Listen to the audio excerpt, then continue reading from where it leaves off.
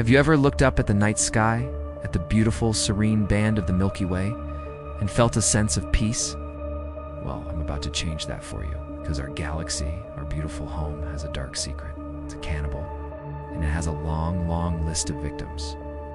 For billions of years, the Milky Way has been a cosmic predator, silently stalking, trapping, and devouring its smaller neighbors. It's an ongoing, brutal process, a gravitational feast that has shaped the very structure of the galaxy we live in.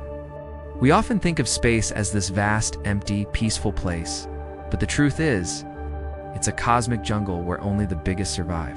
And tonight, we're going to uncover the evidence the ghosts left behind by the galaxies our own has eaten.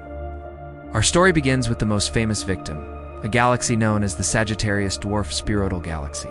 Imagine this, a small, bright galaxy, a friendly neighbor living just on the outskirts of our own cosmic city. For billions of years, it orbited the Milky Way, perhaps naively thinking it was safe. But our galaxy had other plans. It wasn't a friendship. It was a long, slow betrayal. The Milky Way's immense gravity began to pull on Sagittarius like a relentless cosmic tide.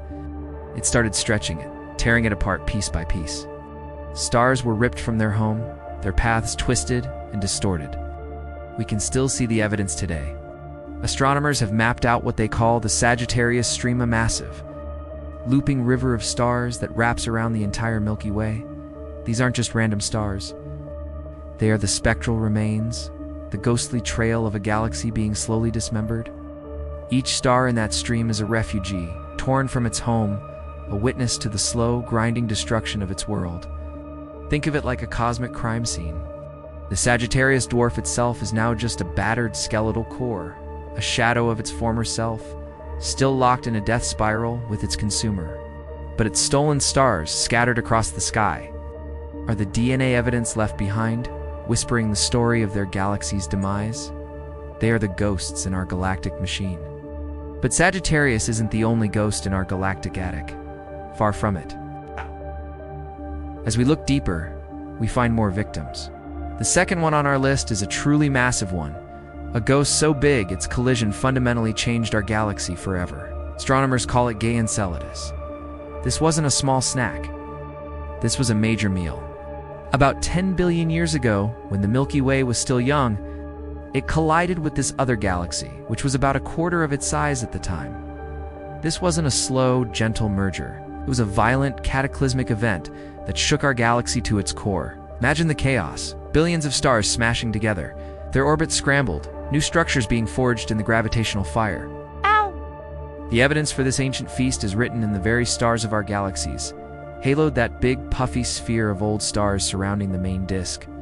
Many of these stars are moving in strange ways.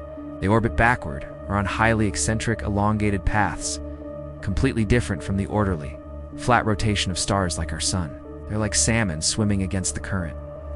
Why? Because they aren't native to the Milky Way.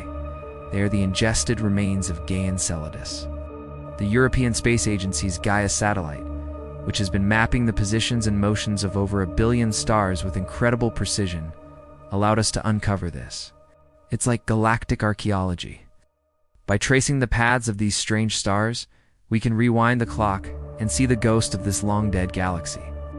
The collision was so powerful that it's believed to have puffed up the Milky Way's disk, creating what's known as the thick disk, where many older stars, including some of our galaxy's earliest residents, now live.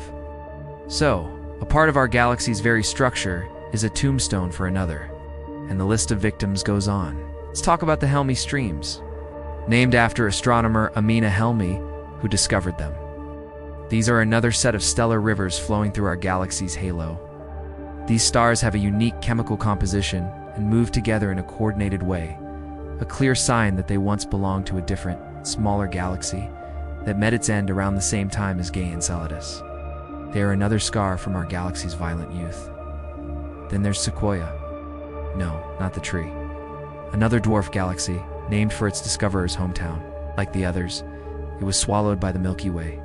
Its remnants were found by looking for stars that were moving, retrograde backwards against the flow of galactic traffic. These stars are the dissenters, the rebels that refuse to conform because they were never part of the original system. They are the undigested bits of a past meal.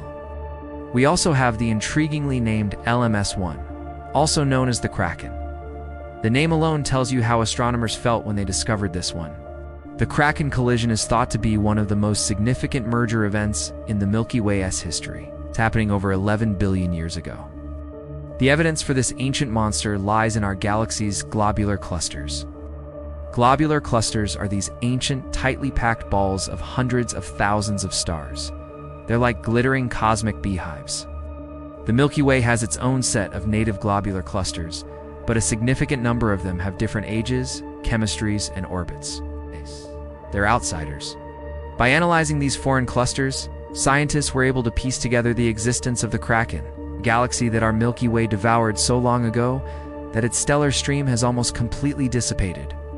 All that's left are these dense, indestructible clusters like the bones of a skeleton that refuse to turn to dust. They are the last monuments to a lost world. And the discoveries just keep coming. There's Pontus, another ghost from our galaxy's past, and Cetus, a stellar stream so ancient and diffuse it's almost invisible. Each one of these is a lost galaxy, a victim of our home's insatiable appetite. We think of our galaxy as this single, unified entity, but in reality, it's a Frankenstein's monster, stitched together from the corpses of at least 7 and probably dozens of other galaxies. So why does this happen? It all comes down to gravity. In the universe, mass rules. Larger galaxies have a stronger gravitational pull, and they inevitably draw on the smaller galaxies around them. It's not malicious, it's just physics. But when we personify these galaxies, when we think of Sagittarius as a neighbor or Kraken as a monster, the cold physics transforms into a dark, epic saga of conquest and survival. This process, known as galactic cannibalism, is not unique to the Milky Way. It's happening all over the universe. The Great Andromeda Galaxy, our nearest large neighbor, is also a notorious cannibal, with its own halo full of stellar streams from past meals. And in fact, the Milky Way and Andromeda are themselves on a collision course. In about 4.5 billion years, they will begin their own cosmic dance.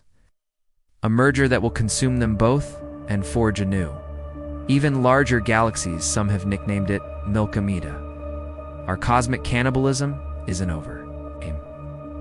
The Milky Way is currently in the process of tearing apart the Large and Small Magellanic Clouds.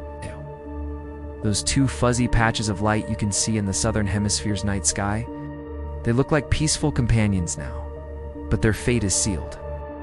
In a few billion years, they too will be ripped apart and their stars will become new streams, new ghosts haunting the halo of our ever-growing galaxy.